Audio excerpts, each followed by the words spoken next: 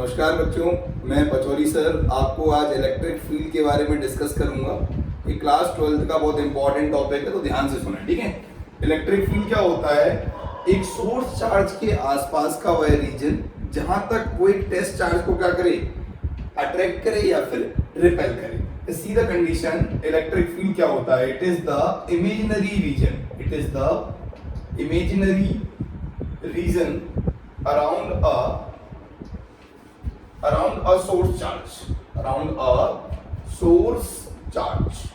Source charge समझे यहाँ देखें, मैं बताता हूँ आपको करना क्या है। हमें सबसे पहले हमने क्या किया, एक चार्ज लिया Q, ठीक है। उस चार्ज से सपोज करो उस चार्ज से इलेक्ट्रिक फील्ड बाहर निकल रही है, ठीक है। उस चार्ज से क्या हो रही है? इलेक्ट्रिक फील्ड बाहर निकल रही है। तो अब हमें देखना पड़ेगा वो इलेक्ट्रिक फील्ड एक टेस्ट चार्ज है हमारा, this is unit positive test charge plus Q naught. इस टेस्ट चार्ज पर कहां तक फोर्स लगा सकती है, वो रीजन क्या होगा हमारा? वही रीजन होगा हमारा इलेक्ट्रिक फील्ड। और एक बात और समझें, एक से होती है इलेक्ट्रिक फील्ड इंटेंसिटी। क्या होता है? इलेक्ट्रिक फील्ड कितना फोर्स लगाती है किसी चार्ज पर। एक बात होती है हमारी इलेक्ट्रिक फील्ड इंटेंसिटी, टॉपिक है। तो इसका मतलब होता है कि किसी टेस्ट चार्ज पर सोर्स चार्ज कितना फोर्स अप्लाई करती है। Electric field intensity means it is defined as limit Q naught tends to 0 F by Q naught force experienced per unit test charge।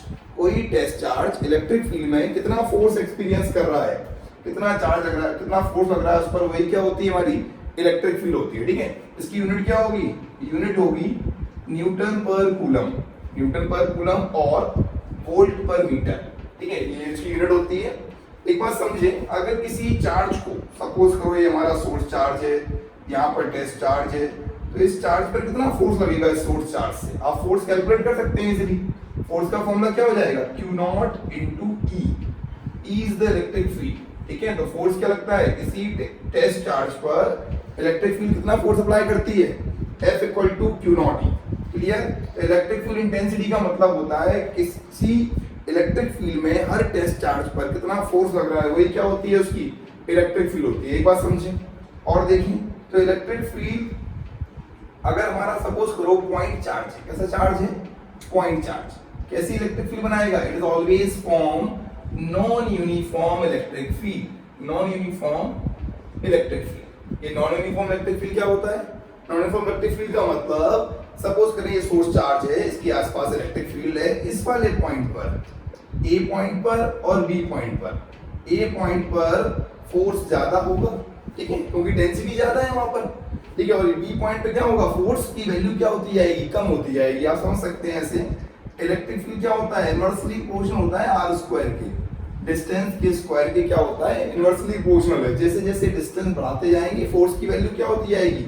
कम होती जाएगी। सपोज करें हमारे पास एक प्लेन शीट है, ये शीट है हमारे पास, ठीक है। इट इज पॉजिटिवली चार्ज, कैसी है ये? पॉजिटिवली चार्ज शीट है। तो इससे क्या निकलेगी? इलेक्ट्रिक फील्ड बनेगी। और ये इलेक्ट्रिक फील्ड कैसी है? It is uniform electric field. कैसी है? It is a uniform electric field. Uniform electric field का मतलब होता है कि जिसके हर पॉइंट पर इलेक्ट्रिक फील्ड की वैल्यू क्या हो? सेम हो, ठीक है। तो इलेक्ट्रिक फील्ड का मतलब इमेजिनरी रीजन एक सोर्स चार्ज के आसपास जहां तक, ठीक है, क्या हो, up to which a test charge feels force of attraction or repulsion, feels attraction and repulsion, ठीक है। वो source charge feels attraction and repulsion, clear है। तो इलेक्ट्रिक फील्ड हमने पढ़ा। अब देखो इलेक्ट्रिक फील्ड सबसे पहले पॉइंट चार्ज की बात करें। पॉइंट चार्ज के लिए कैसा है? यूनिफॉर्म। शीट के लिए कैसा है? ठीक है, ये नॉन यूनिफॉर्म है और ये यूनिफॉर्म, ठीक है। अब आगे समझते हैं। सपोज करो हमने एक डायपोल ले लिया, क्या ले लिया? Electric dipole. अब डायपोल क्या होता है? डायपोल का मतलब when two equal and opposite charges separated by very very small distance, ठीक है। अगर ये क्या है, एक हम क्या करें, दो चार्जेस को सेपरेट करें बहुत ही स्मॉल डिस्टेंस से, ठीक है, तो क्या बन जाएगा? डायपोल बन जाएगा। तो मैं आपको डायपोल की इलेक्ट्रिक फील्ड दिखाता हूँ, ठीक है। ध्यान दें, पहले इलेक्ट्रिक फील्ड बहुत ही सिंपल टॉपिक है। इस टॉपिक पर बहुत सारे आगे टॉपिक हमारे क्या है, कनेक्टेड है। इलेक्ट्रिक फील्ड के बाद क्या पढ़ेंगे? इलेक्ट्रिक फ्लक्स पढ़ेंगे हम, ठीक है। तो समझे पहले इलेक्ट्रिक फील्ड समझ में आई। एक चार्ज के आसपास का वह रीजन, सपोज करें आपका फ्रेंड सर्कल होता है, आप हो, आपके आसपास का एक फ्रेंड सर्कल है जहां तक क्या होता है, आपकी पहुंच रहती है, जहां तक आप फोर्स अप्लाई कर सकते हैं लोगों पर, वही क्या होती है हमारी इलेक्ट्रिक फील्ड होती है। मैं आपको इलेक्ट्रिक फील्ड दिखाता हूँ किसके कारण। प्लॉट कैसे करते हैं इलेक्ट्रिक फील्ड को? प्लॉट करते हैं हम by using a test charge. Test charge को लेके हम इलेक्ट्रिक फील्ड को क्या करते हैं? प्लॉट करते हैं। ध्यान दें यहाँ पर, सपोज करो ये मेरा डायपोल है, ठीक है। डायपोल की कंडीशन क्या होती है? Q1 plus Q2 is equal to 0। Magnitude, ठीक है, सेम होगा और डायरेक्शन क्या होगी? अपोजिट होगी। देखिए आप क्या करेंगे, हम ये इलेक्ट्रिक फील्ड प्लॉट करना चाह रहे हैं, ऐसे होगी इलेक्ट्रिक फील्ड हमारी, ये है हो कैसे रहा है? Because of due to charge. ये चार्ज मूव करेगा ना हमारा, पॉजिटिव चार्ज क्या करेगा? टेस्ट चार्ज को रिपेल करेगा। ठीक है, तो ये हमारी क्या बन जाएगी?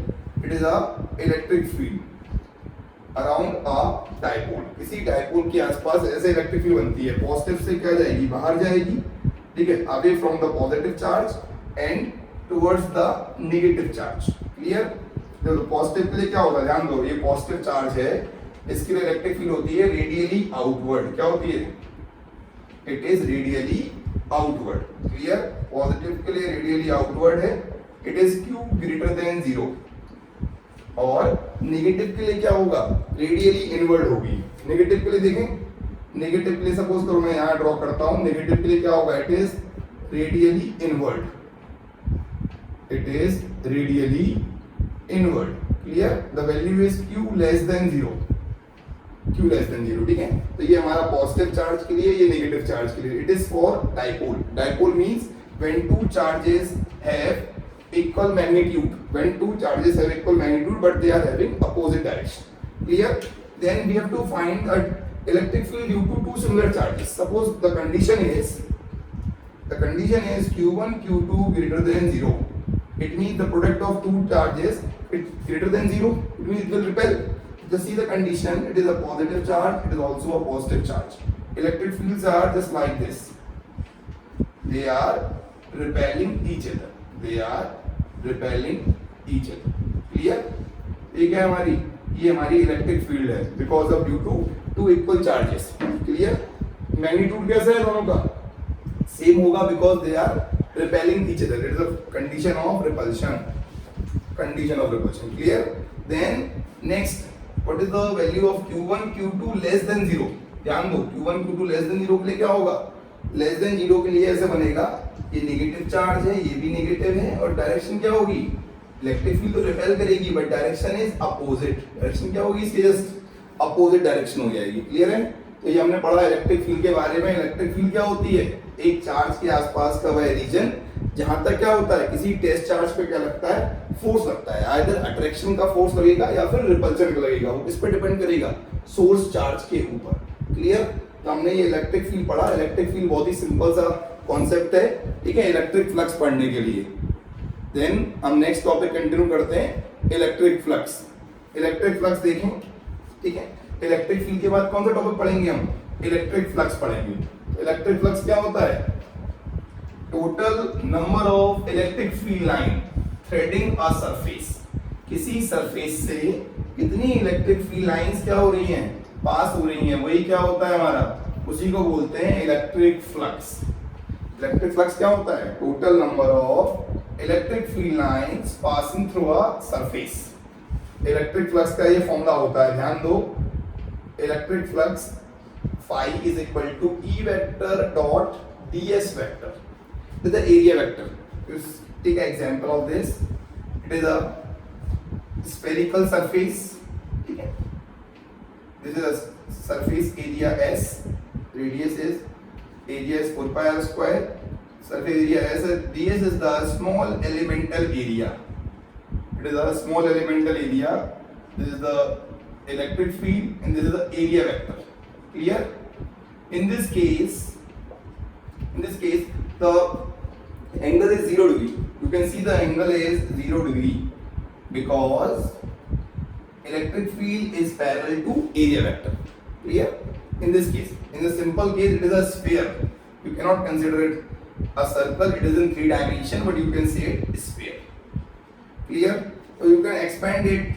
Phi is the flux. It is a scalar quantity. ऐसा है? स्केलर क्वांटिटी ऑफ फ्लक्स होता क्या है? Total number of electric field lines. क्या बोलते हैं? Total number of electric field lines passing through a particular area या threading through a particular area. Clear? आपको ऐसा लग रहा होगा इलेक्ट्रिक फ्लक्स किस पर डिपेंड करता है? इलेक्ट्रिक फ्लक्स एरिया पर डिपेंड करता है, लग रहा है यहाँ फॉर्मूले से लगेगा, बट ऐसा नहीं है। Electric flux only electric field पर डिपेंड करता है, वो एरिया पर डिपेंड नहीं करता। इसको मैं एक्सप्लेन करता हूँ, बताता हूँ कैसे भी। EDS cos theta and theta is the angle between, theta किसके बीच में एंगल है? Theta is the angle between electric field vector and area vector, electric field vector and area vector. You understand area is a vector quantity. You see one diagram. In this diagram, suppose the area vector is upward, ds. Electric field are moving in this direction. Clear? The angle become 90 degree. So flux become 0. बताएं क्यों? Because cos 90 कितना होता है? 0 होता है, ठीक है? Second case देखो, सपोज करो ये मेरा एक एरिया है, इससे ये ds वेक्टर है और यही मेरी क्या हो रही है? इलेक्ट्रिक फील्ड बाहर निकल रही है इसमें से, तो एंगल कितना हो जाएगा? Theta is equal to 0 degree. ध्यान दें, ये हमारा कैसा फ्लक्स है? This is zero flux. क्या कंडीशन है ये जीरो फ्लक्स है। ये वाली कंडीशन क्या होगी? Positive flux, E ds cos 0। Clear है? ध्यान दो, ये हमारा पॉजिटिव फ्लक्स है क्योंकि एंगल कितना है? 0 डिग्री है, तो कैसा होगा? इसको बोलेंगे पॉजिटिव फ्लक्स। और सपोज करो एंगल अगर 180 हो जाए, कैसा हो जाए? एंगल 180 हो जाए। पहला केस ये हमारा 0 फ्लक्स, दूसरा केस क्या है हमारा? Positive flux. थर्ड केस की बात करते हैं, अगर एंगल कितना हो जाए? 180 हो जाए। थर्ड केस देखना आप, थर्ड केस देखो, एंगल 180 कैसे हो सकता है? एंगल 180 कैसे दिखाते हैं आपको अभी? ध्यान दो, हमने यहाँ पे क्या रखा है? यहाँ पर हमने एक क्यूब रख दिया, ठीक है? क्यूब या क्यूबॉइड रख दो, कोई दिक्कत नहीं है, ठीक है? ध्यान दो, ये हम रखा है ऐसे। तो ये बताओ, इलेक्ट्रिक फील्ड सपोज करो मेरी एक्स एक्सिस में जा रही है और इसका मैंने एरिया ले लिया ds वेक्टर, तो एंगल कितना हो गया? ये एंगल हो गया मेरा 180 degree. Theta is equal to 180 degree. It means E flux is equal to E ds cos 180. It is minus EDS. It is known as negative flux. Clear है क्या? यूनिट क्या होगी इसकी? यूनिट देख लो, ऐसा unit newton per coulomb into metre square. Newton per coulomb into metre square. Dimension formula easily find out कर सकते हैं, ठीक है? तो यहाँ ध्यान दो, सबसे पहले हमें पता होना चाहिए फाई क्या है। Phi is a flux, electric flux की बात कर रहे हैं। आप उसके नीचे ई भी लिख सकते हैं क्योंकि जब हम मैग्नेट पढ़ेंगे तो मैग्नेटिक फ्लक्स होगा वहां पर, ठीक है? तो यहाँ पर कितना एंगल है? यहाँ पर एंगल 90 डिग्री है। एंगल किससे निकालते हैं? एंगल निकालते हैं ऑलवेज इलेक्ट्रिक फील्ड और एरिया वेक्टर के बीच में। और एरिया कैसी क्वांटिटी है? Area is a vector quantity. Clear है? ये वाला केस देख लो, स्फीयर वाला केस है, ये हमारा शीट वाले केस है। ये कैसा केस है? ये न्यूमेरिकल बहुत आता है, इंपॉर्टेंट आता है एग्जाम में। ये हमारा एक क्यूब को रख दिया है हमने इलेक्ट्रिक फील्ड से, ठीक है? और बाकी आप एक चीज ध्यान रखें कि जो इलेक्ट्रिक फ्लक्स है वो किस पर डिपेंड करता है? वो ओनली इलेक्ट्रिक फील्ड पर डिपेंड करता है, वो एरिया पर डिपेंड नहीं करता। ये हम कब प्रूव करेंगे? ये प्रूव करेंगे गॉस थ्योरम में। Thank you everyone.